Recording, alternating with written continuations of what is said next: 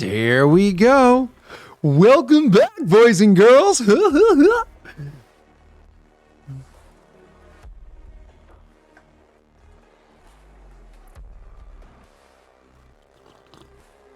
actually pretty decent decaf coffee. I won't lie. Tastes like coffee.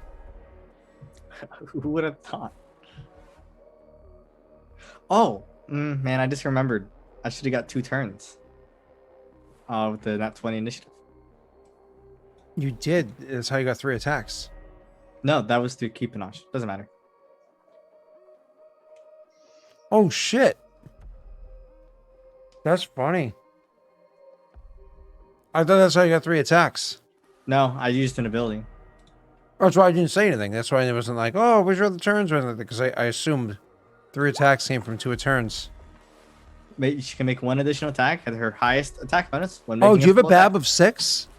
Yeah. Oh, I thought you had a BAB. I thought it was 1 attack for 1 turn, a 2nd attack for Keepinosh, and then the 2nd turn was your 3rd attack. Instead, it should have been 1, 2, 3 for 1 turn, and then 1, 2 for the 2nd turn. Oh, I would have realized that and backed off into the Obscuring Mist potion earlier. Doesn't matter. But then the dice wouldn't have played out the way they did. That guy would have died. Probably. So either way, it worked. But I just remembered. Brittany, by the way, approves of the Karuk named Henry. I accept it too. It's a pretty good one. For a Karuk? I mean, he could be like human. She approves because we love Henry. You know, Nick, obviously, you know Henry. So I wish I could get him to play in a campaign, but he only has time 1 night a week, and he currently plays in a game with my brother. Because I miss Henry. But ooh, I just realized something. Nick, there's a little thing I'm very slowly working on. I should probably mention it to you. I don't know if you'd be interested, but I should mention it to you. All right. Anyways. Yes. Let's get back to Nick. Finally. Got tired of listening to Cell getting touched by flame with the big salamander. True. No wonder you wake up in your bed screaming. I have night. Shada Tesso has like trauma. Like he needs like a psychologist's help. Yes.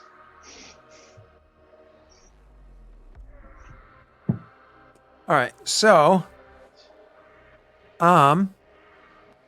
Nick, I forgot to do those. Oh, I'm such an ass. Hey guys, I'm gonna have you remind me as soon as the session's over to do something. So when I go to bed, I have something to work on. Okay. What that is, I'll explain to you in just one moment.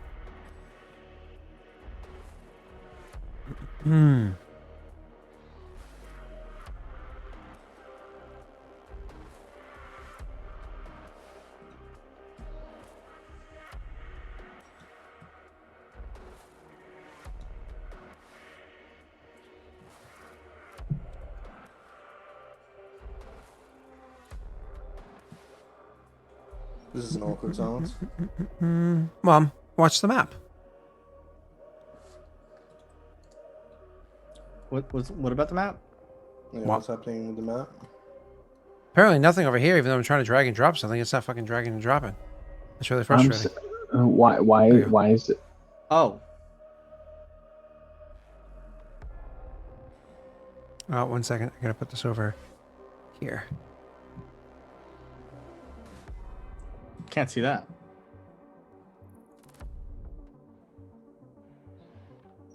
Okay. Your scouts inform you that the clan to your north has set up has an army kind of situated in their last hex that they have available to them there, and that your other army over there, they are actually set up a military camp a little bit up the river from where you are. Phenomenal. Oh, that's funny. That's funny. They were appearing. I just couldn't see them. A little bit up the camp from where you are. So they literally have a military camp right here. You can probably just barely see it. Yeah. Oh, Jesus. Okay. On roll 20 just spazzed on me. Okay. Calm down, roll 20. You'll make it. We'll get through this. We'll get through it together. There we go. Right there. You can just barely see it. As well as this, so the clan to your northeast, or directly to the east of that square there, has the hex there, I should say, has an army now situated on the river, and then this one right here currently has them pulled up where it is. They're kind of encroaching. As for any details beyond any immediate scout reports, because it'd be pretty obvious that they appeared, that wouldn't require any like checks or anything to discover. Anything beyond that you'd want to discover would have to be done through advisor tasks, right? So that being said, let's get back to the actual game. Yes. Nick, we're going to, so you realize this at the start of your turn. Oh, my apologies. You can get more information than that. My apologies. So at the start of your turn, you come to this realization, and I'm actually going to have an RP moment with you. That's right. I'm going to have RP. So the person that would let you know about this is Tonscreet. So during one of your council meetings, Tonscreet would, of course, be arriving. It would inform you that there's important matters to discuss, and that they would ask you to call the meeting a little bit earlier for this day's meeting time, right? So when you call the meeting together, Tonscreet would inform you, be like,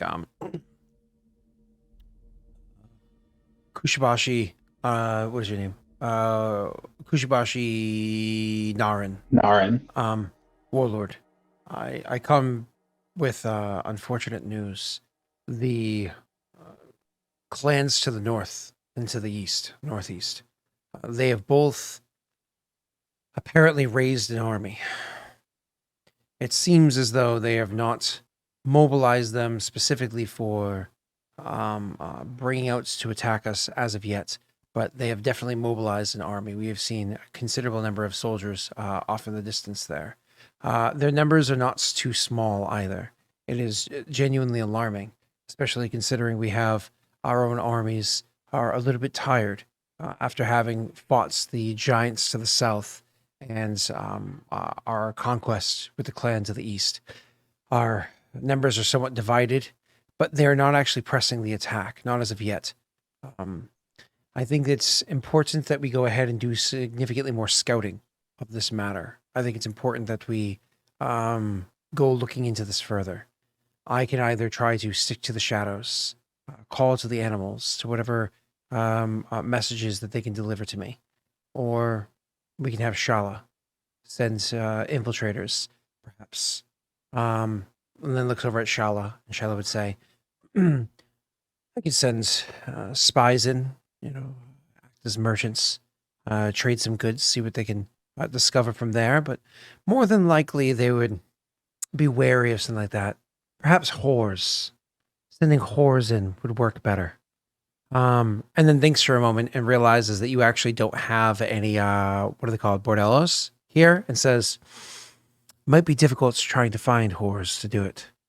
Might impose a bit of a tax, but it's the least likely to get noticed on the nose for what it is. Make it happen, Shala.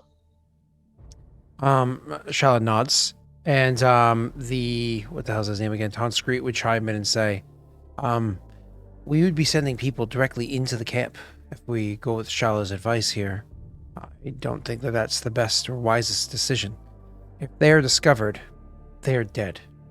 Whereas I would be sticking along the edge and trying to get any information I can from the outside. And Shala would, of course, lean in and say, you don't like whores, Tonscreet. Tonscreet's feathers would get ruffled.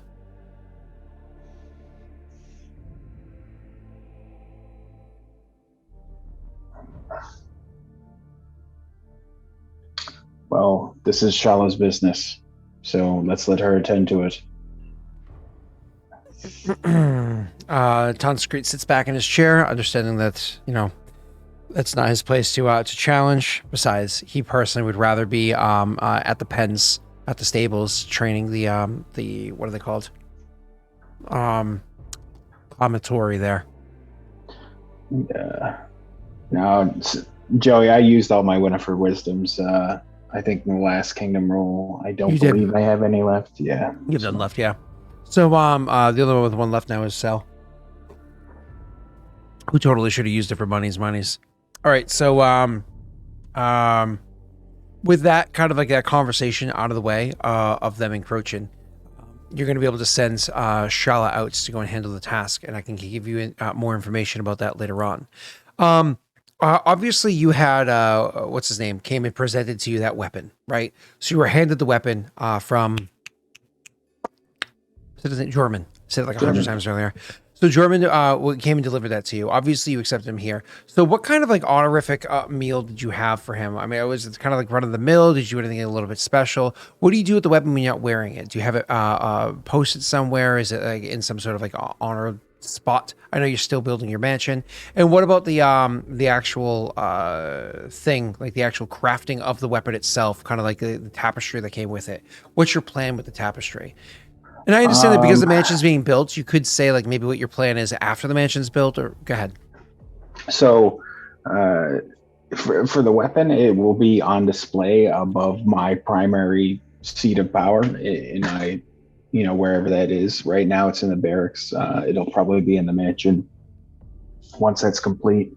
So it'll basically be sitting above my head on display with the tapestry draped around it. So I think that'll be pretty good. Specifically folded so it shows Jorman hammering, but the phoenix is like hidden behind it.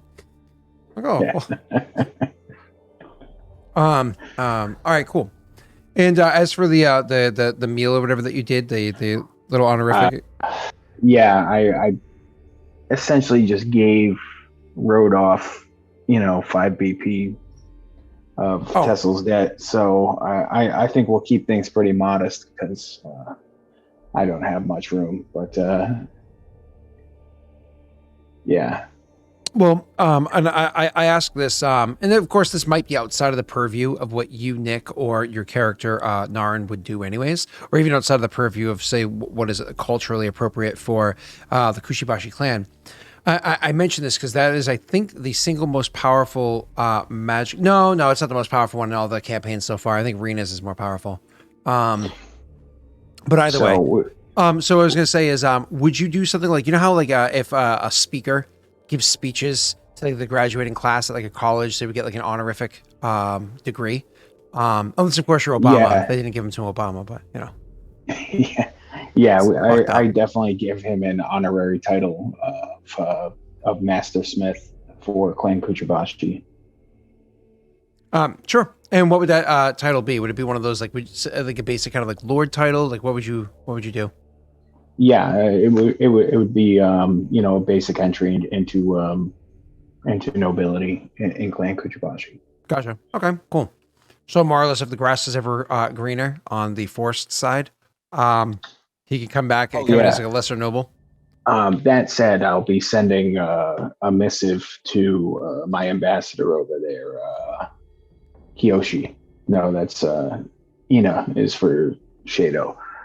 Basically, my message to Ina is going to be: if shit ever goes down over at Clan Shado, he needs to get Jormund out by all means necessary. Oh wow, that is quite the the hug from behind. That's nice. All right, it's a little intimate. But before Tessel.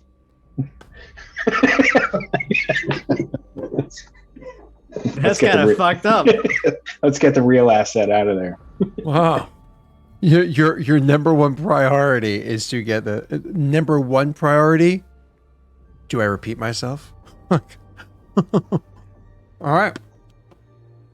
All right. Well, you don't even have a smithery, do you? Huh? Can't even use them.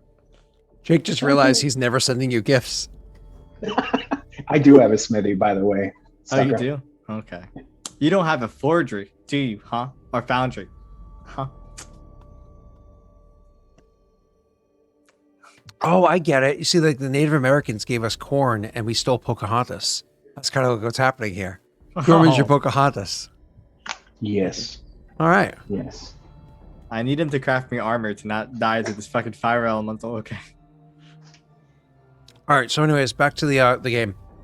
So that would be like the little bit of RP and everything that you would have kind of like going into this is the fact that you see them starting to appear to the north.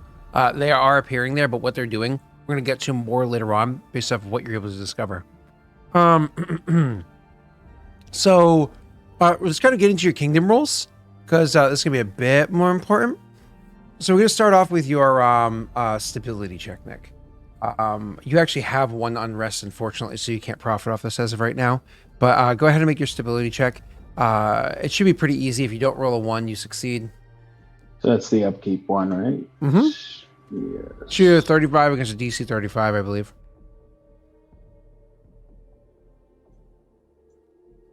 So much clicking. Nice. Oh. There's 2 pieces on there. All right, beautiful. So you can remove your last bit of unrest. I got it for you. Nice. Cool. All right, next up.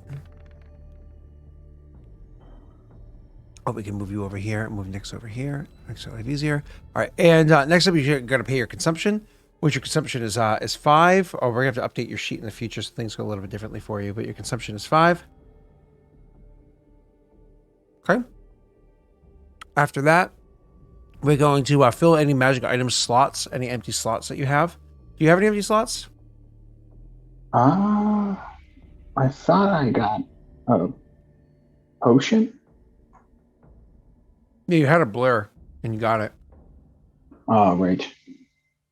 No, you already have a potion of blur in there. Okay. Do they ever get tossed after a certain amount of time? We really got to look into the rules of what to do with those. That's like the one rule that I just haven't cared to even look into because it's like such a side thing. It's a peripheral one. I'll look. I haven't. I haven't. We're gonna do that. So. After that, it's going to be modify unrest, which you have 0 unrest now. So hopefully that maintains and you get to hold it that way. Then it's assigned leadership.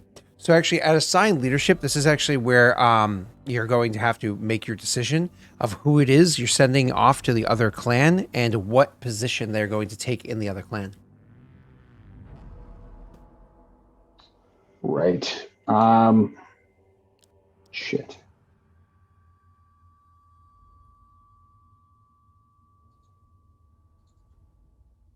What's the penalty for sending the Grand Diplomat? To leave you forever? Don't. If you hover over Grand Diplomat, you'll see the penalties for vacancy. Stability decrease. You can't expand. I think right. You can't claim new hexes. Shit. Just send Hoko. It's like I know, but Hoko just sucks. Yeah. I'm gonna send Hoko then. Yeah. And he's basically gonna be a placeholder. But he doesn't have to sit in the ruler spot, right? That's what we agreed on, Fit? Any spot you guys want them to sit in. Oh, Yes. Oh no! Wait a minute. Hoko's gonna hit me with -5 loyalty, right? With this. No. Well, it gets rid of the bonus, but you don't take a penalty.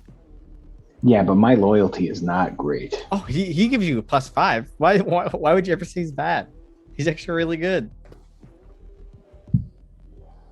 I guess the biggest thing is there's no negative swing to it, so it might be the lowest hits. Yeah, Don't- fuck it. The only thing else I would recommend is maybe the Marshal, because that's econ, and your econ should be pretty good. Yeah, but I don't think Ton Screet would want to go there. He's one of his original people. Oh, true. Yeah. That's one of his original boys. Then your Yeah. Magister would also not be bad.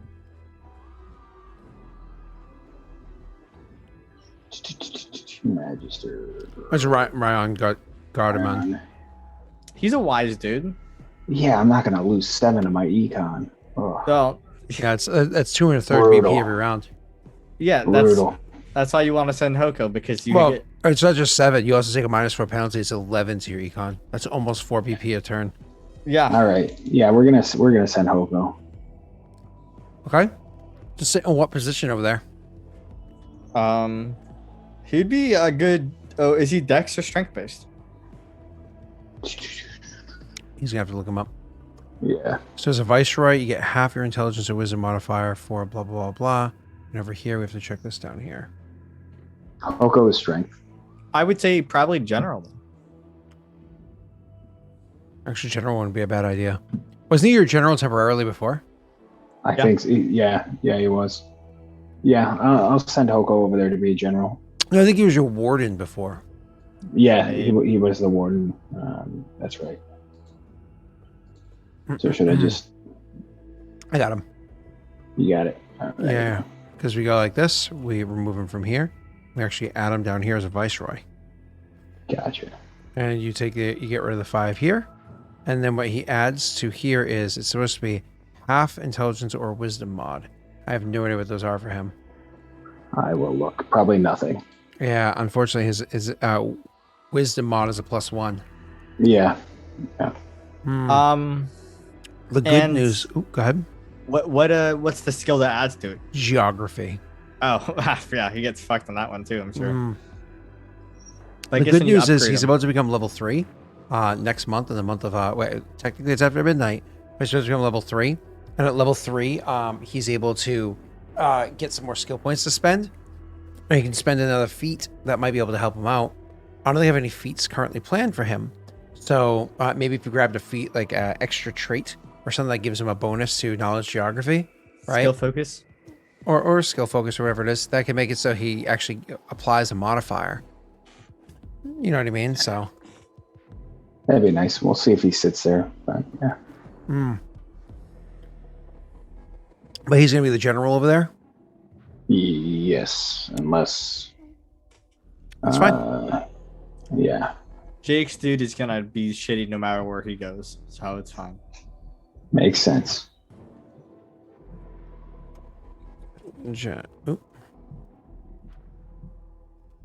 All right, so general right there. So unfortunately, the bonus that he's given to, what is it, economy he's supposed to provide for you? Yeah. For colony, it's 1 less than normal. Yeah, so you provide no benefit whatsoever. Unfortunately.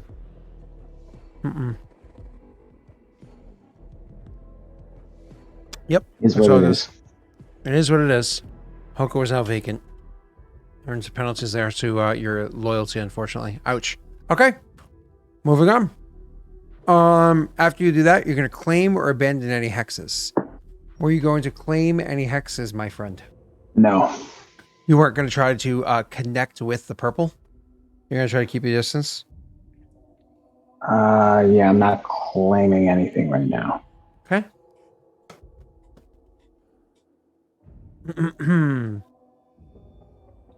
Are you going to build any terrain improvements? Or are there any you're currently working on? This is a 1 on it. So I think this means it's done getting prepared, right? Yeah. Why were you preparing this again? Or you shouldn't have to. Oh, okay. So I think we gave his money back to that already. That's right. Yeah. Yeah. I think I was going to build 2 farms.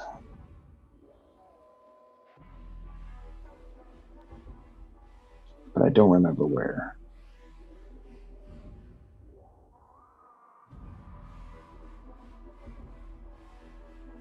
So because you're going to put in your capital is where your stockyard's going to be, correct? Yeah. So you want to build farms around, yep, there, and 1, 2, 3, and maybe here on this road, or is there you one? Have one there, yeah. Yep. So you realistically want to put one here. I'd have to claim that hex, though. You would, yes. Fuck it, let's claim it. Let's wreck on it and claim it before Jake claims it. Which hex? Oh yeah, but that's your hex anyway. That's your the little hexagon or honeycomb. So 1 BP to claim the hex, 2 BP for that farm, and were you putting a farm on top of the hills as well because it's more expensive? Yeah. 1 second. Terrain improvements. All right, so putting a farm on top of the hills costs you 4 BP. So that grand total is 7 BP for doing the claiming and building the 2 farms. Actually, give me 1 sec. You can just build a farm on like this plains right here. These 2. You're trying to build up where your stockyard's going to be, but yeah. So it was 1 BP to claim, right? Mm-hmm. And 2 to build that 1 farm, which you just did. So yeah. only 3 So BP so far. I'm actually not building any farms. Oh, I can't. so you're just claiming the one hex and then calling it a day? Yeah, because I'm finishing off the mansion and I'm paying the. Heads up, claiming a hex increases your control DC and your consumption. I would suggest then you don't even claim the hex. All right, yeah, I'll just hold off then. We'll get rid of that and I'll hold off. Unless you want to build that farm elsewhere. That isn't adjacent to your capital. Okay, cool. All right. So no modifications to your sheet then, because we don't have to worry about that. All right, cool. Yeah. After that is going to be your building stuff. So this is what you were just talking about. Yes. That's right. Your stockyard takes 5 BP from you. Ouchies. Yeah.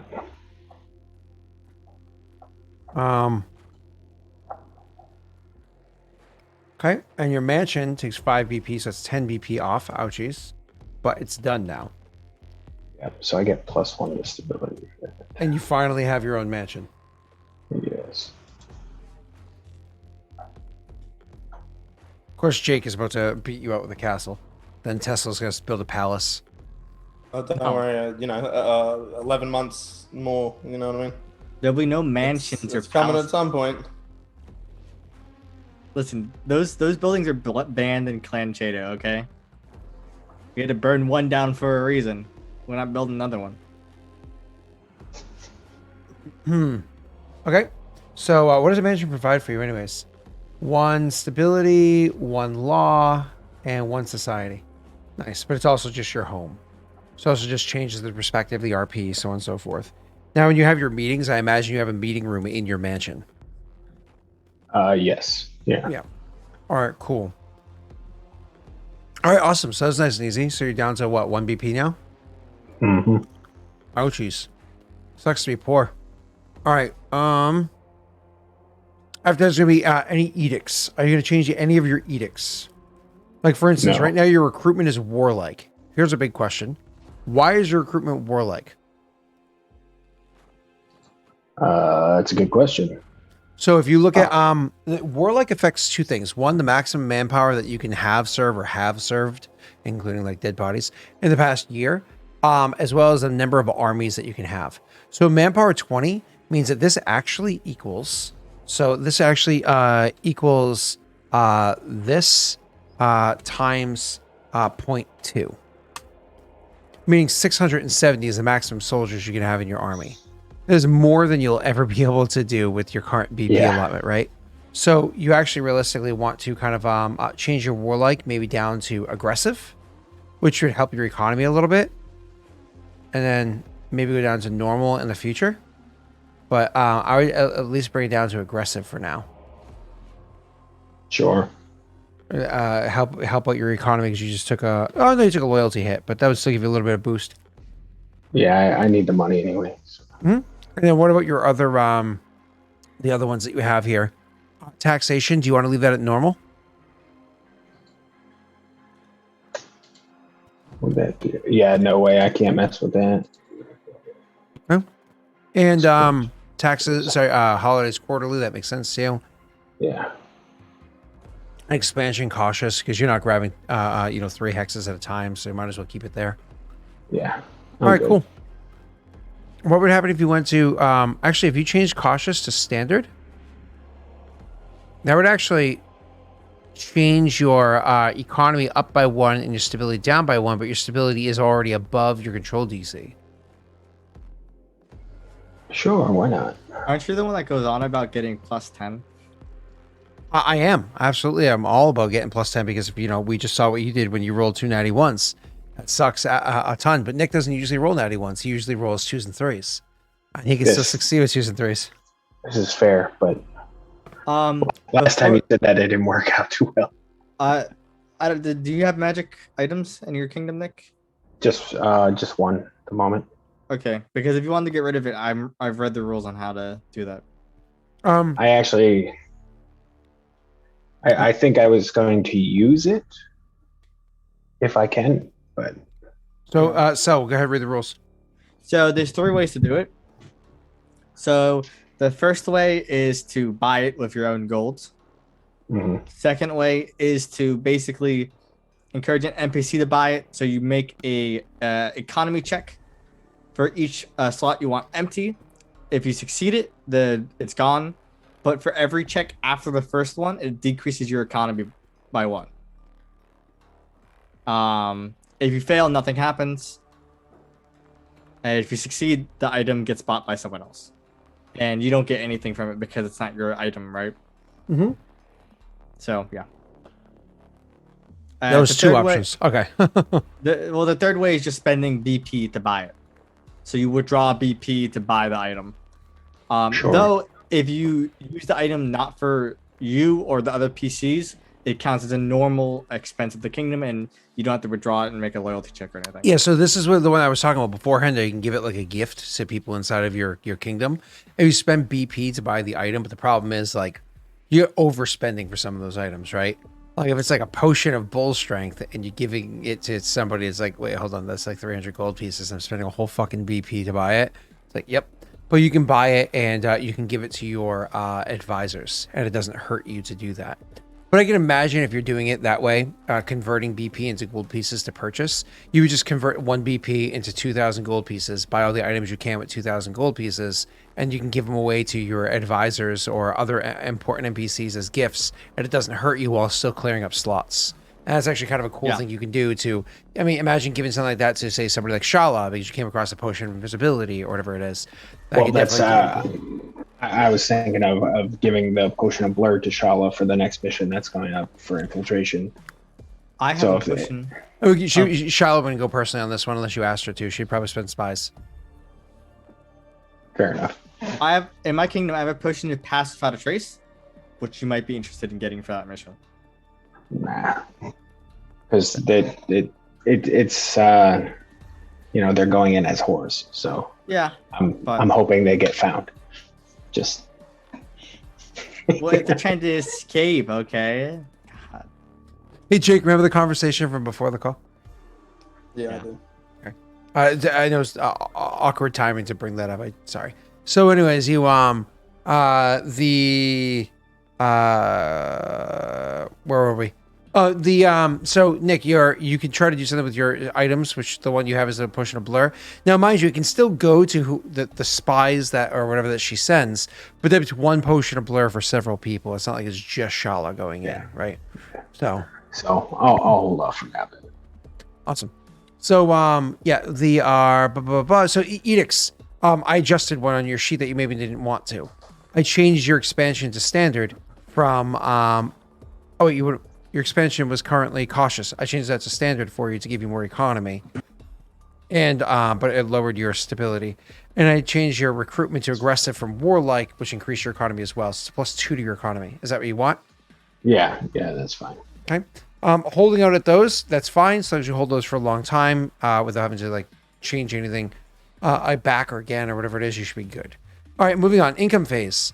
You're not withdrawing, you're not depositing, you're not selling. Cool. Do you want to make an economy check to have somebody start to buy that potion of blur, or do you want to hold on to it for now? I'll hold on to it for now. I assume that happens during the economy phase, the income phase. So collect taxes. All right. I believe in you, Nick. I need some money, so. Dude, I hope you get a natty 20 because you never see people. You barely see people roll double digits with taxes. So I really, really hope you roll well. It's so true. We always roll like 2s and 3s. Steve is suggesting you luck it in advance. That Thank way you, you Steve. that way you just add it to your. Okay, or not. Well, if you lucked it in advance, it would make the math easier. So let's see, 14. So it's gonna be 35 and 14 divided by 3. What's 35 and 14? 49, right? Yeah, that's I think an extra 2, right? Is that only an extra 1? That seems wrong. That's wrong. Right? So 45 plus 4 is 49. Yeah, 49 divided by 3 is 16. Yeah. Math weird. Yeah. How does that work out? Oh, because you set this to a floor so it doesn't have repeating numbers. So 14 plus 31 divided by 3. Oh, yeah, because it was probably exactly 15 before. Yeah. Oh yeah, it because it was exactly 45. Because it was exactly 15. That makes sense. Yeah. Okay. math. Yeah. All right. Augie. Cool. So, there's that darkening you were talking about earlier. So, yeah. So 16 BP. It's still worth it for one extra BP. Nice. Normally it is, yeah. 1 BP actually goes a long way. That takes the last luck out of the pool, Nick. Last luck out of the pool. Well, So, we gotta do Jake rolls too then. what? No, we're going to Nick. We're going to Nick. Still not done yet. All right, Nick. So you to add your 16 BP to your pool, giving you to the total of a 17, which is nice. I hope we can eventually get you to crest over 20. What did you roll? What was the actual number you rolled? A 14. 14. That's Yeah. not so bad. Again, it would have been nice if you rolled a natty 20, If I roll well, I will crest over 20 easily. but oh well. Yeah. Way to humble brag, Cell. Well, I have a 39 to my econ. Yeah. Yeah. You know, it's my kingdom rolls right now. Okay. I'm sorry. You're right. My bad. I'll just leave. Oh, all right. So you my apologies. What we're saying, Nick, with your turn, you. Yeah, that's right. You were sending Shala in to go and investigate the scenario. So this is going to be an advisor task for you. And otherwise, like again, none of the Patreon ones are coming your way. This is just the one that was kind of continuing from story from before. So for coming from Shala, let's see, Hoko is going to come as a. One second, I got to move him over. He's now a viceroy, which works off of wisdom. Which luckily for you is an attribute mod of 1. Active, yes, so that's a good bonus. Months, 0. Ranks, 0. +2. Good job, Hoko. Okay. And all these peoples are get to go up by a month after these rolls are done. So remind me after these rolls are done to add that in there. So for Shala, she's going to send in her peoples. This is you're infiltrating 2 military camps to try to find out what's going on. Sending in literally whores to go in there, like prostitutes, right? To go in there and get any information that they can for her. The problem is because you don't have any bordellos, this makes it more difficult because you have to actually find prostitutes. The culture, the society, and everything of Kushibashi does not lend itself towards that kind of profession being super common around there, right? So either way, so getting them actually makes it much more difficult than otherwise would have been. So instead of being a challenging task, it actually becomes a hard task for you. But this is a stability check. There's no, actually, I hate to say it. This is a loyalty check you're doing because you're literally asking people to do that for you. So it's a little bit more difficult. So it is a -2 to Shala's +6. So that is a +4 against a hard DC. That is a +4 against a DC of 20. Economy because you need to buy them. I like it, Joey. I like it. Honestly, I will concede, Joey. Slaves? Oh no, you're paying. I don't know, dude. You're buying them. You're buying people. Well, no, you're buying It's somebody's talent. Excuse me. It's a little Excuse me. weird. If I hire a person to paint my house and I pay them cashy money, it's not slavery. So maybe you really do need to learn how economy works.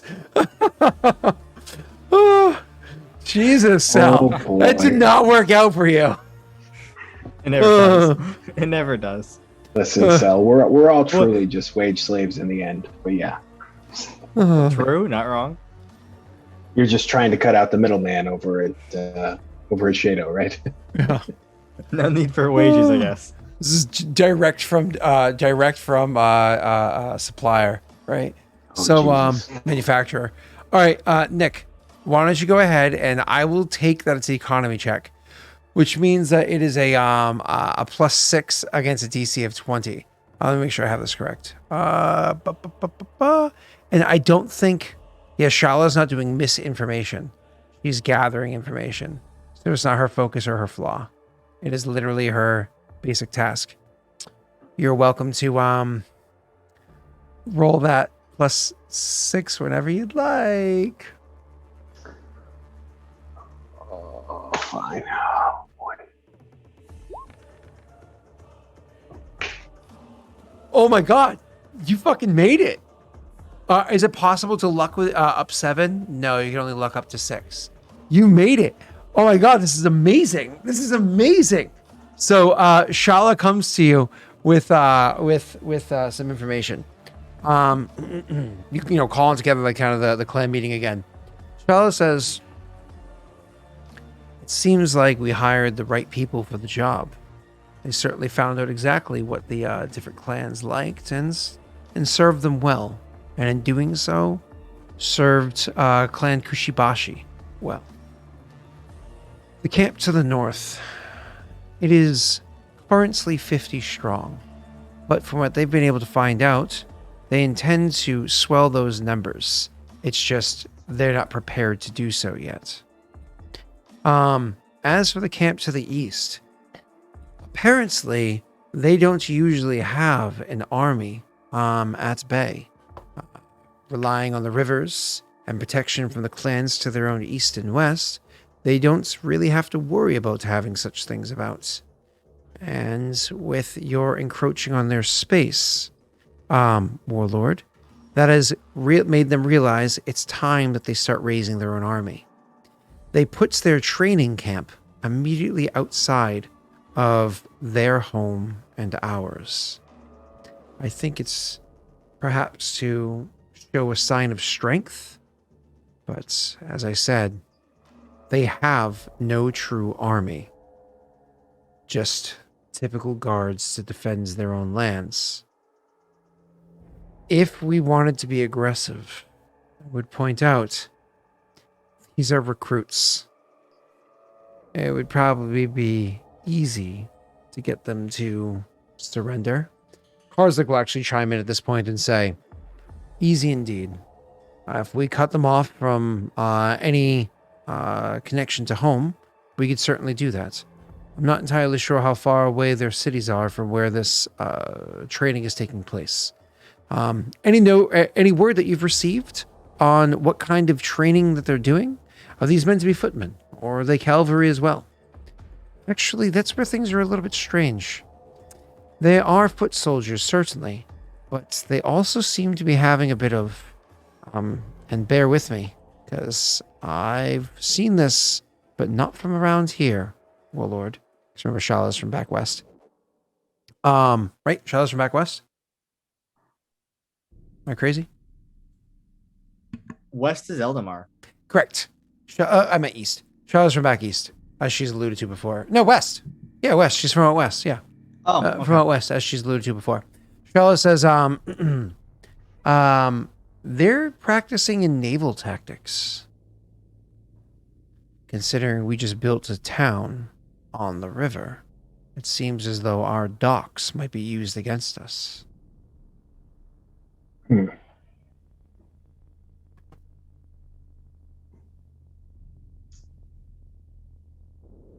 I wonder if we could consider using naval tactics and discovering this as an act of war, seeing as how there's no way to access any other country outside of Kajiksi from the current river.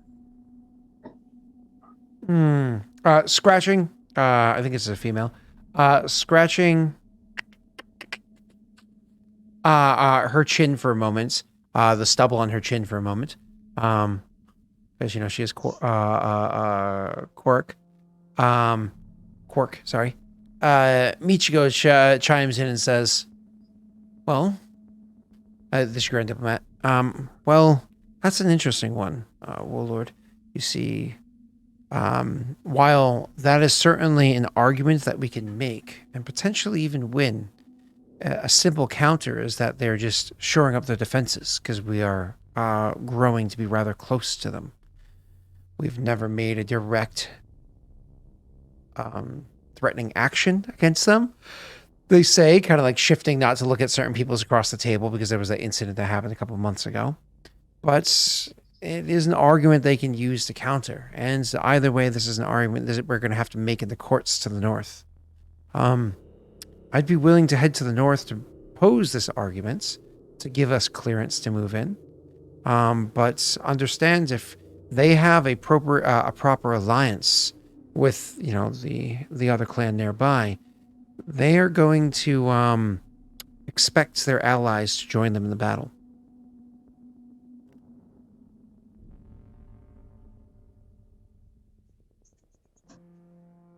Interesting. I'll have to think on the next action. Michiko nods in that one. And who else do you have here? Yeah, Eric is back, right? Hmm. Yeah. Eric says, the rivers, they are, shall we say, slippery. They can try to use this tactic against us, but we are fully aware that they intend to do so. Perhaps keeping this knowledge to ourselves and utilizing it against them would be the wiser choice in this matter. It was suggested by, who was it? Karzug, that perhaps the pier would be an entrance into our home, that they would dock on our pier to do so. I, for one, understand fully that anything that is destroyed can be regrown. All things that die are born anew. Perhaps preparing ourselves in the near future to have the pier be something easily destroyed. As they get their boats put up on it, maybe we can use some oils and fires to allow the pier itself to be set ablaze, burning down their boats with them. Can always construct a new pier.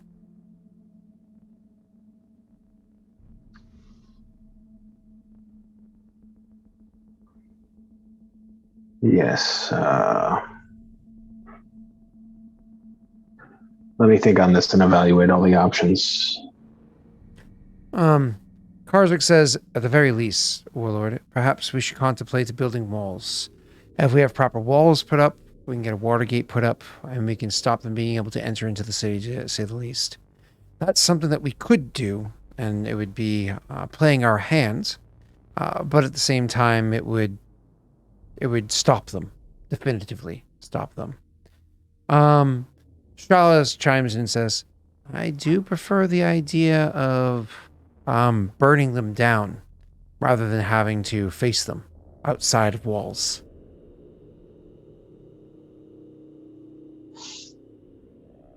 Agreed. Although it's a risk, and it's a risk to our people. Was it chiming in? Karzuk would say, no, I disagree with that. I think it wouldn't be too much of a risk to the people. We would have, when we knew the attack was coming, we would take the appropriate action in time. God damn it, I just built this pier and all my advisors want to burn it down. Are we? Our ambassadors are there, right? Or are you keeping this hidden? Our ambassadors are, of course, there. That's what they're here for. They're here for you guys to RP. Please, talk. What was his voice? I don't remember. Nah, never mind. Doesn't matter. I hate having to play with them. We, my clan, Clan Shadow, we could build a great chain to block the boats from coming down the river before the time comes. Instead of burning your pier, you can stop the ships from ever entering your town. That would require traveling to Shadow, having the chain commissioned, and then having it shipped back all before this army chooses to advance.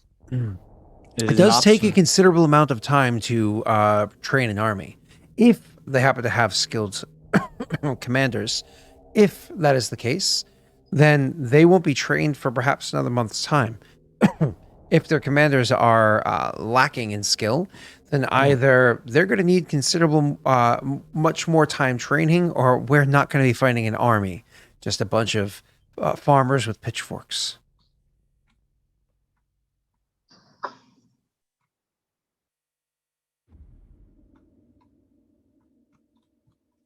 It is an option I present to you. Warlords Kushibashi. Understood. I don't think we'll make a decision today. I need to think and evaluate. It may be better just to take out the land force that's inexperienced first. And with half their forces and their alliance hamstrung. I highly doubt that they would move forward with their naval assault. You're saying take out what first, Nick? Basically, these guys. Oh, the land force of the other of their allied clan. Correct. Gotcha. Shala does say both clans are of approximately the same size, as far as we can understand, with previous looking into them. But the one that is a bit closer is along the river, and my personal opinion, maintaining river has significantly more value than maintaining along the forest. Our expansion into the woods and collecting of the collecting of the wood has been lacking, she says. Ivan actually chimes in and says, yeah, we're getting very little income from production from the actual woods. We would certainly have to greatly expand the number of sawmills we put into their warlord. But I would say that controlling the rivers, if we were able to actually fight this clan to the last, if we're actually able to defeat them entirely, that's what's called river that they reside on. That is quite the valuable piece. That's the same river that the northern clans would be using for trade. But Tonscreet says, I will have to remind everybody that we have a sworn oath.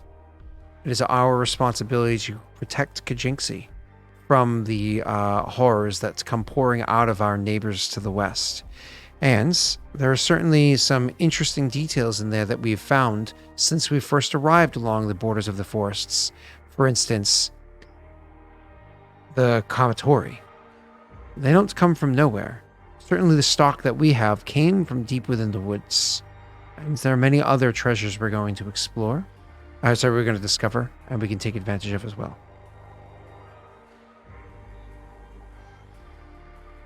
Agreed. Again, we're not going to have a decision today. We will convene again. Okay. And you kind of got everybody's conversations with that one. After everybody finishes leaving, or whatever it is, Steve. After everybody leaves and kind of like heads out of there, Karzug would kind of hang behind. And she'd actually kind of stick around until you acknowledge that she's there. Karzug, speak. You led the army to the east, and you defeated the tribe. How did they perform under you? Admirably. Any notes, any finer points that they should be trained on as well? No.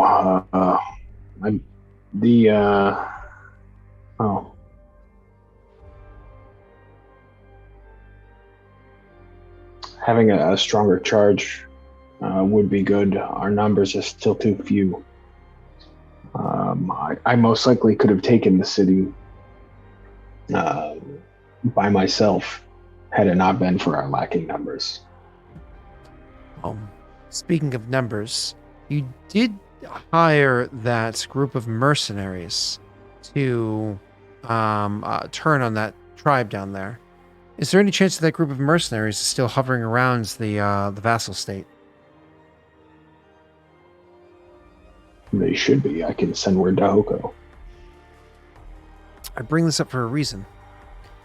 Perhaps Clan Kushibashi should not be involved in any uncouth tactics. Perhaps someone else should. Interesting. What did you have in mind? They're training their first army. Perhaps they should realize that showing one's willingness to prepare for war means that someone should have already been prepared. Interesting. When you prepare for war, you invite it.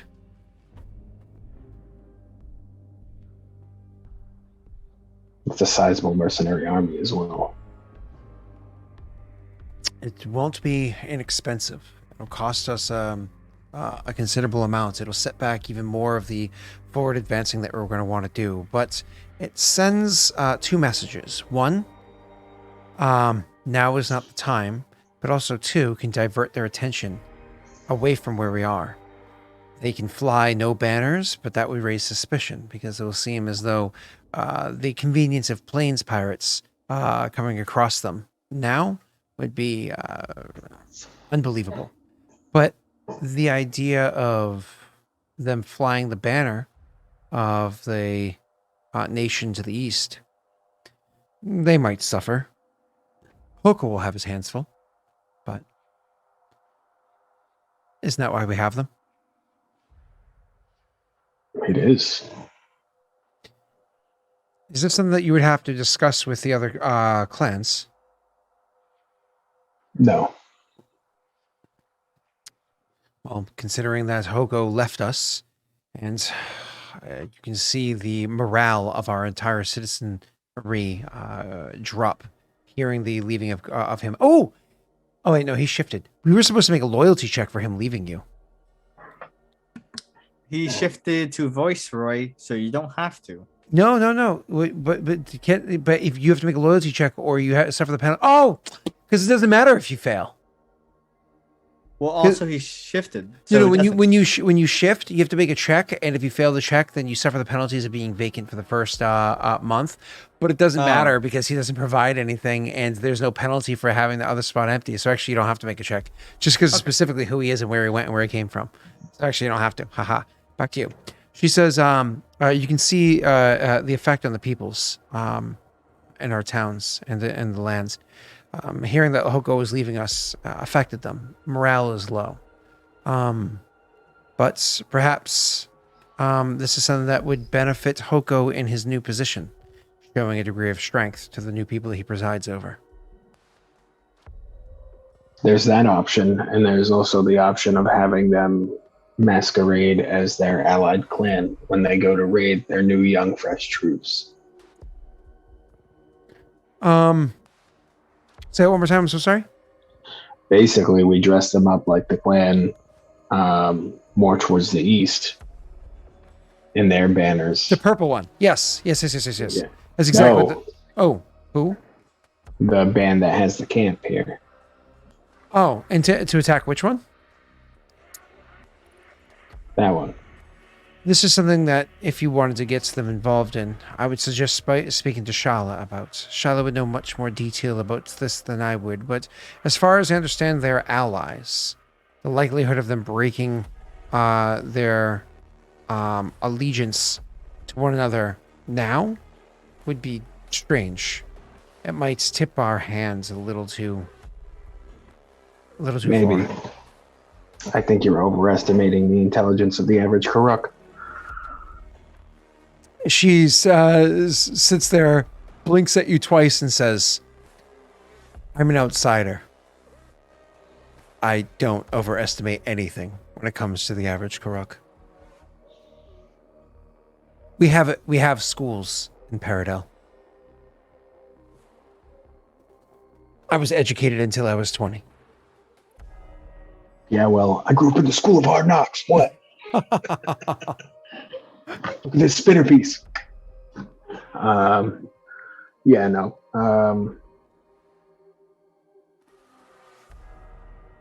Yes, there is. Yeah, there is. Actually, Sel just discovered it. Well, there's a gold clan right north of me. Yep, which should be even further east. Yep. You never gave us information on it. No, that's fine. That's fine. Just traveled through. We'll have Hoko's new charge of a clan hire the mercenaries and send them to raid. I will give some suggestions to Hoko as to how this happens. Do you want to keep the other advisors removed from the situation as to have less correspondence between us and them? Yes. She nods and says, there will be some training supplies that are there will be some supplies that are left behind in that camp. My suggestion lets the mercenaries keep everything that they find and disperse from there. Do whatever it is that they like from there. Allow them to keep it Agreed. as additional payment. Silence money. That works for me. Okay. She will kind of like stand up from where she was sitting and say, "Glad we could agree on this matter." And I'm again appreciative of the opportunity to have the opportunity to be able to the opportunity to join Clan Kushibashi, and to provide my services here. Just give like a bit of a bow and she'll turn to leave. Karza, She your stops. services are appreciated. Have you seen the new manse? The new what? Mansion. She said, "I've seen it since while it was being constructed, but as far as I understood, they were still furnishing it." Come, I'll give you a tour. And so she'll go, of course, for the a tour and whatnot for that. Which, by the way, she was actually legitimately offering for the what was it saying? Your army there, if there was any additional training and whatnot that you'd want to do, something to kind of keep in mind. But obviously, God, money, so much money as it costs to do the things and the stuffs. So, Yeah. she's going to try to give some pointers to Hoko and trying to get Hoko to be a little bit more trying to have all sorts of discretion take place here. So you have 2 advisor tasks in this matter. One of them is for her to correspond with Hoko with discretion. This isn't too terribly hard. This is actually going to be a challenging one. No, my apologies. It's going to be an average roll. And then for Hoko to actually rehire the mercenaries, depending on where their economy is sitting, which... Did I ever give Sel his payout from last week? No. Oh. So anyways, for Hoko, as long as he has the monies to pay it out, the problem is, the way mercenaries work is you pay a small amount of BP, but then it's mostly paid out of gold pieces is how you pay for them. How large did I say the army was before when you guys encountered them? Was it 100? 100. Yeah. Yeah. Okay, let's pull that book up real quick. For your Nicholas. Where are you? I think it's this one. Yeah. Complete battle. Ultimate battle or whatever it is, right? No, it's rulership. What book is this? That's the ultimate battle. Here we go. So it comes to raising, building armies. Army size, commanders. No. Boons. No. Recruiting an army. Standard rules, reinforcements, alternate rulership. Recruiting mercenaries. All right, here we go. Rather than conscripting or recruiting its own citizens to fight, a kingdom can hire mercenaries to fight its battles on its behalf. Mercenaries armies come ready trained and usually have their own equipment. Those smaller mercenary bands might be seeking employment in hopes of making enough money to truly establish themselves. The BP cost of recruiting a mercenary army is reduced to half compared to the recruiting of a citizen army. And mercenary armies do not count against the kingdom's manpower limit or its command limit on how many armies it can field. However, mercenary armies demand to be paid in cashy money for the duration of their employment. A typical fee is, hello, Jesus, Naga, is 100 gold pieces times the ACR every week. This fee is in addition to the kingdom paying the BP costs for their consumption. Mercenary armies can be recruited, unequipped, arming the kingdom as they wish, but they also be hired with their own equipment, which would be the case here. But in which they will charge a fee of 100 times the BP value of their equipment in gold pieces a month, or each year if it's in a reserve army. Healing potions for a mercenary army. Oh, hi, Shaggy Dog. Looks like you guys are trying to get that going. Healing potions for a mercenary army must be bought with BP. Cool. So the short version is, much like, however, the kingdom must also use an economy check against the same DC it takes to make a loyalty check as part of the recruitment process. So Nick, the short version is you pay half their ACR and BP to raise them. Once more with Thanks, Xylamos, Shaggy Dog, and Snaga. You get half their ACR and BP to raise the army. And then you do 100 times their ACR in gold pieces a week. And based off their additional equipment, if they have additional equipment, 100 times the BP in that in gold pieces a month. So not much, you know what I mean? 25 times a week or whatever, right? I'm afraid of what Joey's about to do, by the way. I feel like he's about to cause you to have your army fail. Like your army is smashed against the rocks of these recruits. It's like one of those things let's get down to business to defeat the Nick. Did you hear what he said? He is really a dick. That's fair. Oh, it's a terrible song. So, what were we saying, Nick? So what is the actual ACR of this army? With it being 100 soldiers, and these are basic soldiers. So what's the basic soldiers? Level 2, which is one. ACR 7. Yeah. So ACR 7. So I think it's 3 to recruit. I'm just confirming that right now. Keep looking. I keep snapping my head that way to be like, what the fuck is Joey doing? 3 to recruit what? 3 BP to recruit them, I think. All right, hold on. Recruiting army, standard rules. Creating an army as part of your the penalty. So the edict requires the loyalty check with a penalty equal to the ACR of the army you intend to create. To be successful, you must spend BP equal to twice the army's ACR in order to create a new army. Actually, you do half that. So you actually spend BP equal to their ACR. It's expensive. But it does mean that you can remove yourself from the scenario entirely, and it's much cheaper. So ACR of 7, you pay 7 BP to raise them, but then it's only gold pieces after that, which is way cheaper. 700 gold pieces a week, that's nothing, right? Like you convert 1 BP into gold pieces, that's 2K. That can get you going for 3 weeks. That's a long ass time. Oh, look at that. We're at Hype Train level 5 right now. That's fucking awesome. All right, Well, so since everyone had to sit through that explanation, I might as well pay for it. So whoa.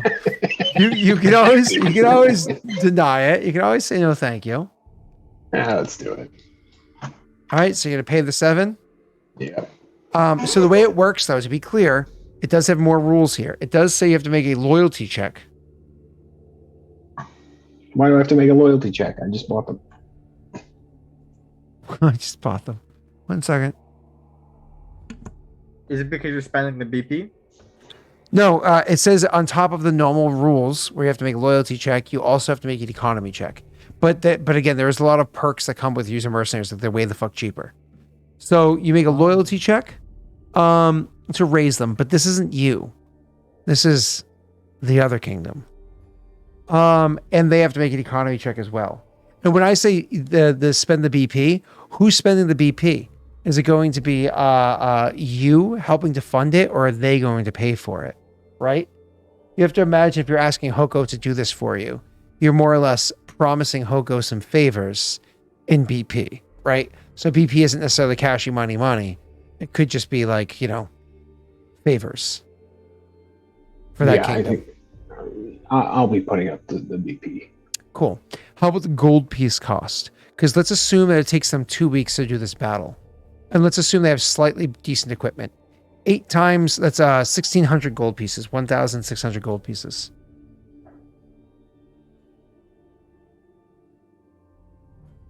Let me check real quick.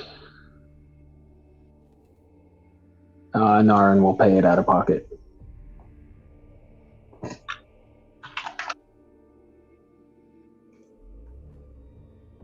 Yeah, so I got it covered out of pocket.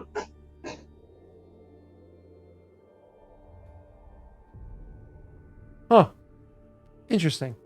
If you write too many words, though, it cuts you off.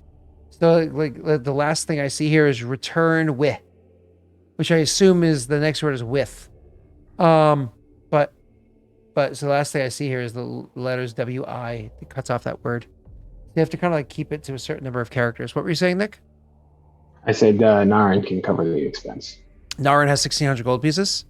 Yeah, I had 2,500. Okay. I assume I know what you're saying, Joey, so I don't think you have to worry about it, but feel free to send it. Okay, so Nick, you're going to pay that there. You're going to pay the group to handle this. Ooh, a new emote. They're all dog emotes. They got lazy. So anyways, you can absolutely do that. That's a lot of BP. That's a lot of what's we call it. But this handles the situation. This is important for Clan Densho and Clan Kushibashi to talk about, because if you're already paying the cost for them to do this, it's cheaper to maintain gold pieces after they've been raised than it is to maintain whatchamacallits. Wait, Nick, did you ever pay them before? Yeah, you just paid them in gold pieces before. Go ahead. There isn't any talk so far because Naren is doing this without telling any of us. So there would be no... unless there was gold coming out of the new vassal... That's what I'm saying. thing, If then... nothing came out yet, I was saying if you guys want to take advantage of the fact that they have actually been raised. But you know what I'm thinking of? Weren't they technically already raised forever ago? Meaning that this army was actually already raised forever ago by that clan. It's the only army they have. That clan is probably just paying the consumption cost to maintain them there. So the money that would go down... They wouldn't since Naren had them flip, right? I thought they flipped on that, but then in theory, with you guys being the new masters, they could have just been like, cool, we'll sit around and get paid for a bit. It actually almost makes sense that there's still actually an active army there. I think I'd be kind enough to not charge Nick the 7 BP and charge him 3 instead. And to also be fair, this is happening. That would be in the area.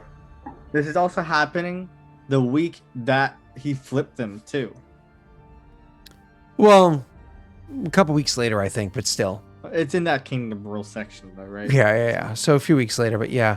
Because when you activate an army, because you have to assume they got put on, like, on rest or whatever, when they're reactivated, you pay, what, half ACR and BP to I'm trying to, reserves? I think so. So reserve armies are under This does not require kingdom action, but cost BP equal to half the army's ACR, and consumption must be paid weekly rather than... I mean, realistically, Nick, 3 BP would be reactivating them to come back awake. That works for me. Yeah. Yeah. And then you'd be paying through, more or less through your vassal state. You'd be funneling money to your subsidiary to have them handle a task that you don't want on your company's record. So I have my shell company hiring Black Ops. More or less, yeah. Yeah, that's what the company Airborne did. They used a shell company to do a fake research paper on how Airborne increases your immune system and and they had to deal with all sorts of fucking lawsuits. But they had already made so much money by lying to people about and boosting their your immune system that the company was able to survive all the lawsuits afterwards and still exists. You can still buy you go to a store and there's Airborne sitting right there at CVS because of COVID, and it's just like, that's so funny. Because there's no evidence that much vitamin C in your system at once does anything other than make you piss vitamin C. So, it actually makes you shit too. So, there you go. Okay, there you go. You can clean out your cornhole. Look at that. All right. Anyways, so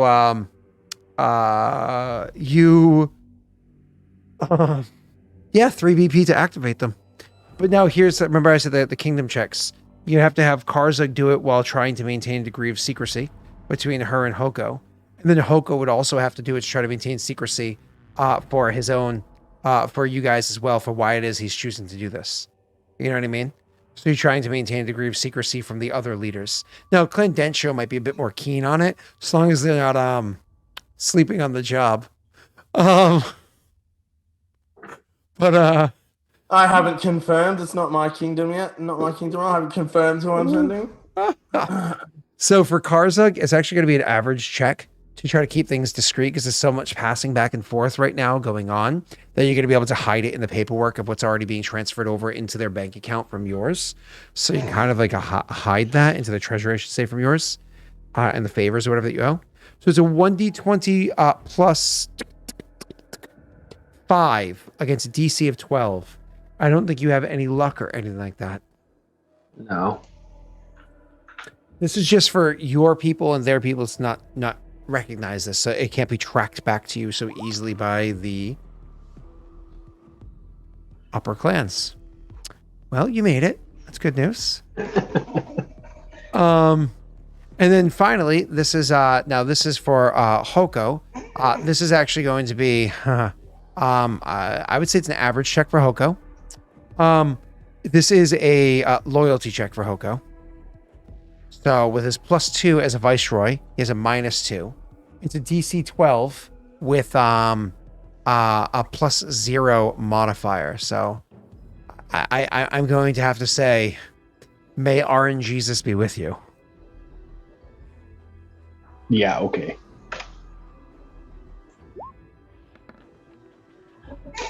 Ooh. Oh my god. So you beat it by 4?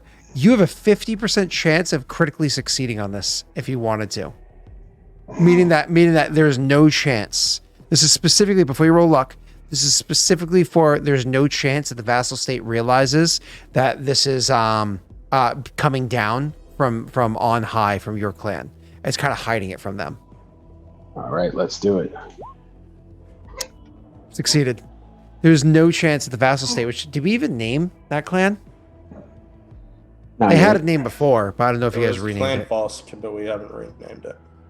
What was that?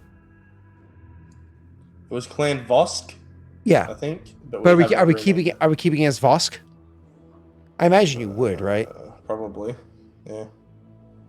So, either way, so Clan Vosk successfully is going to grab them and move them to the north and do everything that they need. Well, are they successful? I don't think I have them statted out yet, do I? No. Jake and Cell, go ahead and roll me a d20s real quick.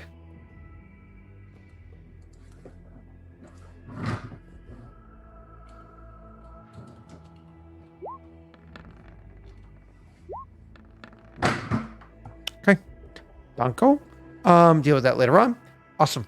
So, and they're of course going to have the whatchamacallit. The clan is going to move to the north. Now, one of the things you're going to know about this clan as they move to the north is you didn't know who they were before, because how the hell would you know? You just know that they were willing to flip because they could make some extra money, and now they're making even more money by being made active and sent north to go fight an easy fucking fight. This is literally a bunch of trainees sitting there. This might not be good people to be willing to go in there and just slaughter a bunch of trainees. But, you know, they're willing to do it. It turns out that this mercenary camp, if somebody wants to take notes, this mercenary troop that's here is actually has a bit of history to them. They're specifically known as the Thunderhammers. They're a fairly well-renowned group in the area. They're actually known to be kind of like a rolling marauders. Once you realize, Nick, that they're Thunderhammers, you could actually go ahead and roll me a knowledge history or knowledge warlords check. Thundercasts? Really? Thundercasts? Is that like when you break multiple bones and it snaps so loud you get a cast?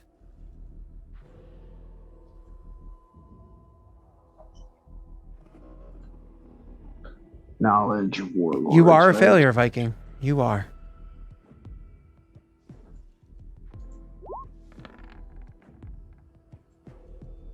Ew. Yeah, not the best of checks. So I can't give you a ton of information. What I can tell you is this. The Thunderhammers are renowned to being a group of sort of looking for kind of like a nomadic company of mercenaries that will move around from A to B, just taking whatever hiring they can, whatever monies they can to work for other tribes. They're not known for just randomly attacking anybody, right? They're not known for that. They're known for being hired to attack groups X, Y, Z for whatever reason. That actually is going to work in your favor here because it's actually going to pull attention to the south rather than on you, which is what you want to do. If this looked like it was random marauders, that wouldn't help you at all. So they're known to always, if they're going to fight, they're going to fight for coin. They're not going to do it just for funsies, right? The most notable people inside the clan, inside this company, are going to be the company's warlord, if you even want to call her that. But she just happens to be the person that's leading it. She happens to go by the name of Rosin. No, I'm just kidding. She happens to go by the name of Rushka.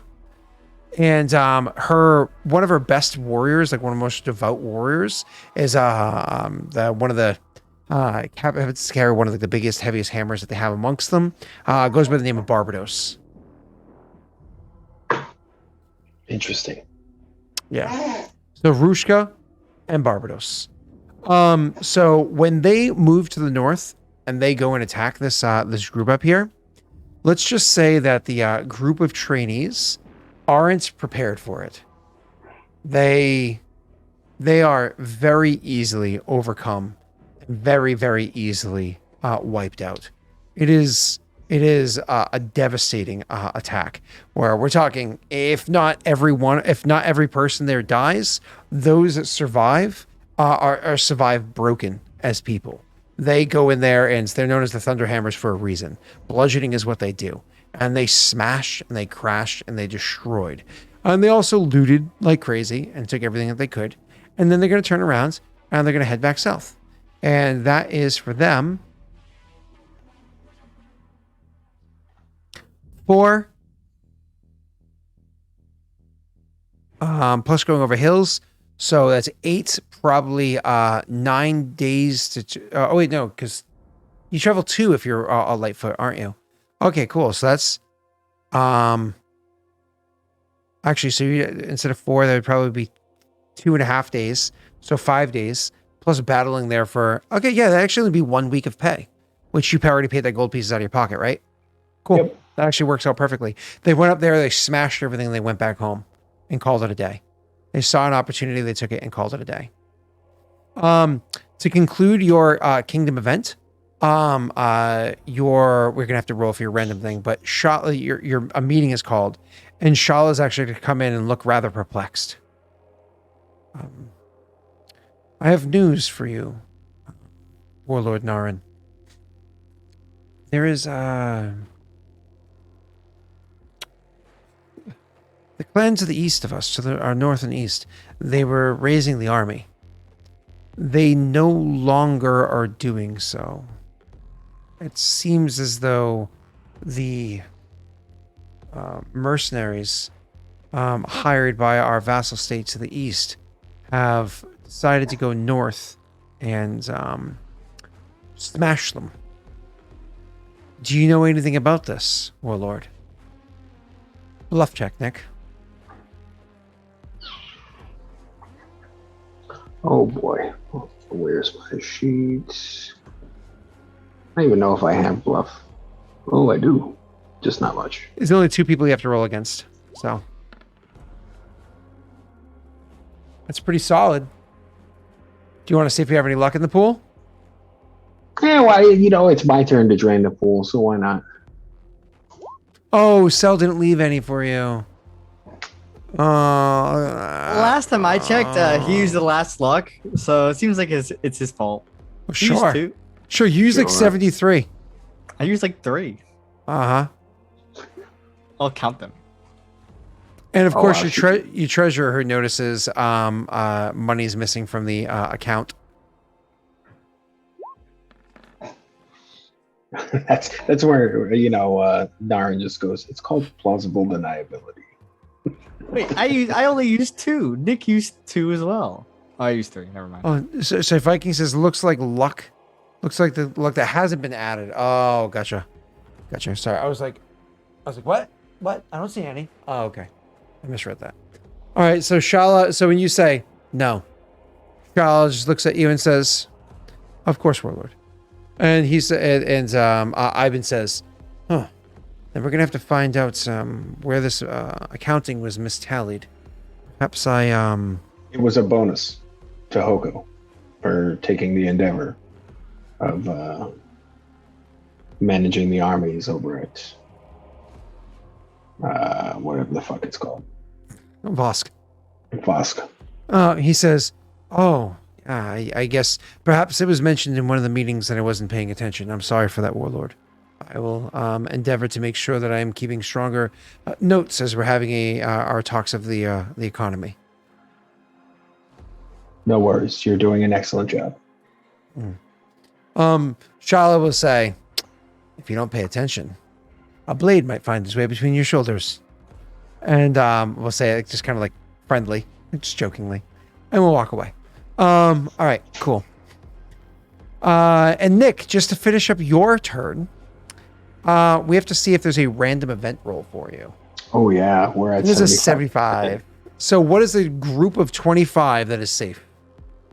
Oh geez. Let's do 50 to 75. It's 51 to 75 is safe. And who, my friend, is going to roll for you? Oh, Steve's at work, huh? So You gonna call on True Blue? True Blue hasn't failed in so long. I want them to fail. So nah. Make them fail, Nick. Yeah, whatever. Magoo, go. all right. When you don't know what to do, choose Magoo. Magoo failed. Thank you, Magoo, for failing. Awesome. Do you want to stick with Magoo for all of the roles then, or do you want to switch it up to different people's? Nah, we'll switch it up. Who wants to roll?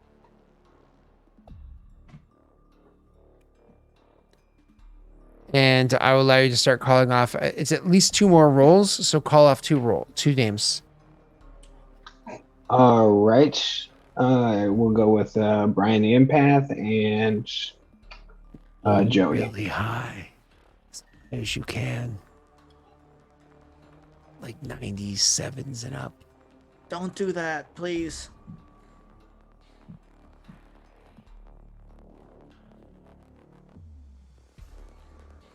$45. Ooh, Dangerous Kingdom event.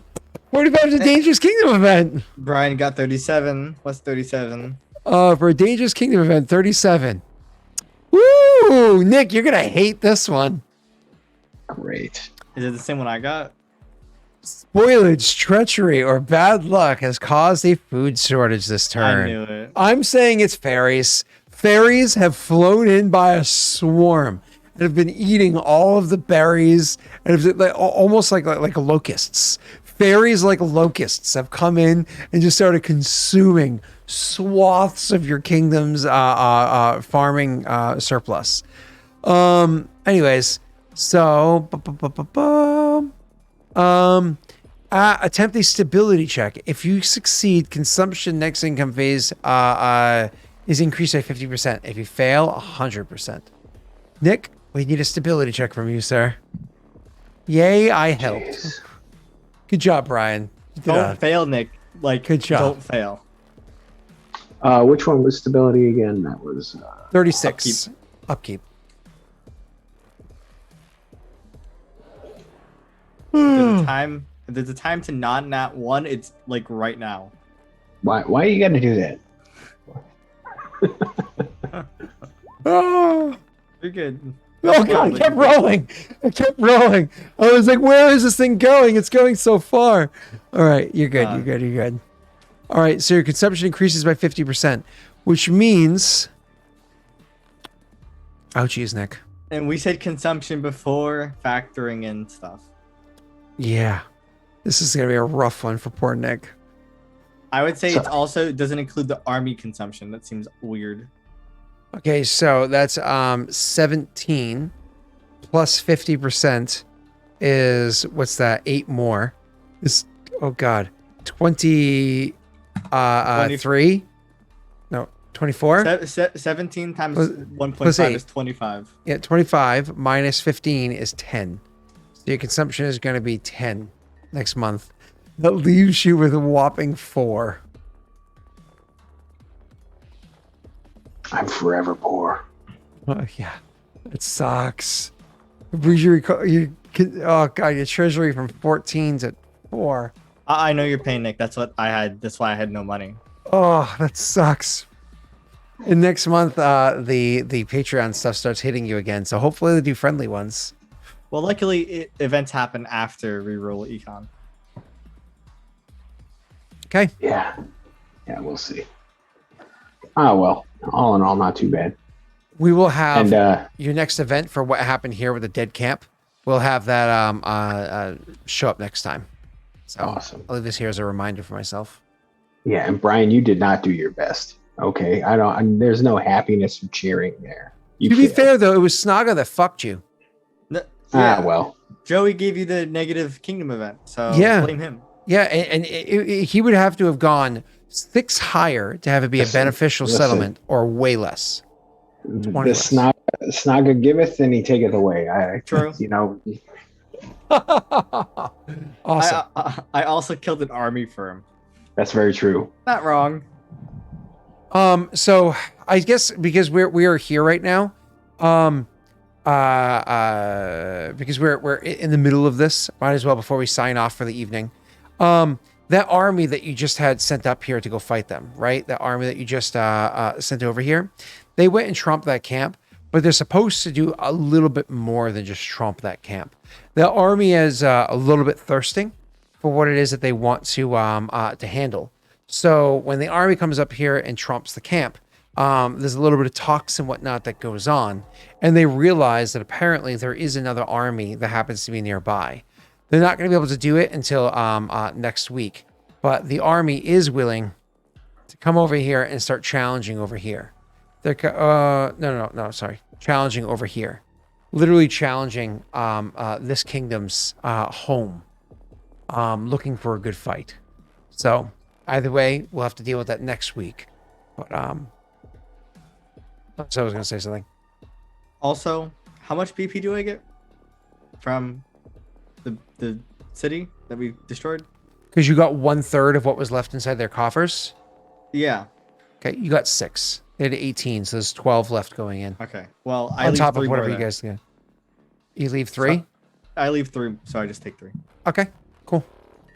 So then they have 15 inside their coffers, going into their shit. All right, cool. That's it. We're done. No mas. Finite. Sell. What's up to, Yeah. buddy? What you up to? I'll be streaming probably tomorrow. I haven't decided what. Might just stream some map making because map making is fun and tedious. Fun and tedious. Okay, continue. Great way to sell it, bro. Yep. Way It to sell is, it. but it's pretty. Maps look nice. I like the look of maps. It's like doing the kingdom and the upkeep stuff that I do. It feels like it could be boring because it's like a lot of rules heavy shit. But I won't lie, I genuinely enjoy it. Like I wish I had more time to do that stuff. So, but either way, I won't lie. Switching over from like just doing regular campaign stuff to also doing like kingdom building campaigns, it's actually like really fun. It's like a break of the pace, which is nice. And I hope you guys enjoy this as much as I do. Because like, even though poor Jake sat here and said 5 words the entire time, it's fun kind of going through this. I just wish there was maybe a little bit more that we could, but it's hard to tie everybody in. Granted, you guys did have an advisor conversation at Nick's clan and Jake chose not to speak. So just saying. Yeah, I blame Magoo. I thought about it and I'm like, you know what? Yeah, this is like a time where I can input something. Yep, that's true. Anytime it's Nick's turn, you can input something. So you are going to stream tomorrow night, map building. Jake, do you want to try to shill out some Inclame? Yeah, well, Inclame is going to be very exciting. Looking forward to see if we manage to make it out of the gate, as we're supposed to, which we definitely will be. So there's nothing untoward that will happen to stop us. So definitely catch us, what is it? It's Wednesday morning for you guys in the US. Yeah, 7 a.m. my time. Yeah. Speaking of, I have to end 15 minutes early because usually I get to work at noon or like a minute or two late, which it doesn't matter that day. But I actually have a conference call directly at noon. So I have I'm gonna want to leave 15 minutes early so I can be there and prepared and everything on time for it. Because it'll be like a camera on conference call. So I want to not be taking it like in my car while I'm driving. That might be bad. So either way, so that will end 15 minutes early this Wednesday. Nick, anything you care to mention, or I don't think so. No, I've been playing Celesta lately. What's that? It's like a 5e game, kind of like Baldur's Gate. Don't pick it up yet. It's incredibly broken at the moment, but it launched this week. So True. Oh, cool. Hey, actually, did you get the? I know you weren't anywhere near as into it as I was, but did you get the Mass Effect trilogy? I did not. Oh, I don't know if you know this. Brittany bought me a PS4 and bought me the Mass Effect trilogy for it. Oh, nice. Yeah, Nice. I played last night. I actually got to tear into it. I allowed Rory to make my character at first, and she chose for me to be an adept. I don't like. I love biotic characters. I love biotics. I love everything about the world pertaining to it. I don't like playing biotic characters unless it's a Vanguard. She wanted me to be an adept. My name was Shapey Shepherd. She named my character. First, it was supposed to be Shape, but it was too many letters, so she named me Shapey instead. She helped me choose what I looked like. Oh boy. And I got to choose. She went with Spacer and War Hero. So Nice. yeah, that was it was interesting. But then after she went to bed, I restarted the game, and I'm playing as an infiltrator, which is the only way to play the game. And I'm running through, and I went with the name Vincent. I was like, oh, Vincent Shepard sounds better than John. John's such a boring name. You serious? Serious? You're Vinny? You're Vinny Shepard? Yeah, Brittany was calling, and she's like, you look like a Vinny, like the character. Hey, yo, Vinny, yeah. Oh, yeah, you got to go bail some kids out of jail? Is that it? Jesus Christ. It's Vincent. He goes like, Shepard. But I finished all the shit that you do on like the Presidium and the wards, and I'm literally about to talk to Joker. I'm about to like blast out of, it's now officially my SR1. I'm about to blast out with it. So Blue I'm pretty excited. Buick Skylark. I've already made Ashley smile at me 3 times. So, it's going to work out this time, right? For all of you that know what I'm talking about. It's, yeah, you weren't around back then, so sorry. Oh, I was like in diapers or something. No, it was old community stuff. That's all. This is I know, old community stuff. I was making you sound old. That's all. It's okay. It's fine. Burn Durham knows. That's all that matters. That's all that matters. All right. Bye, everybody. Where is it? Nobody I follow is streaming right now. Yeah, I noticed that too. I normally look to give you a heads up on who to raid, but I didn't see anyone either. Yeah, I don't see anybody. So I think I was just gonna end the stream. Fuck it.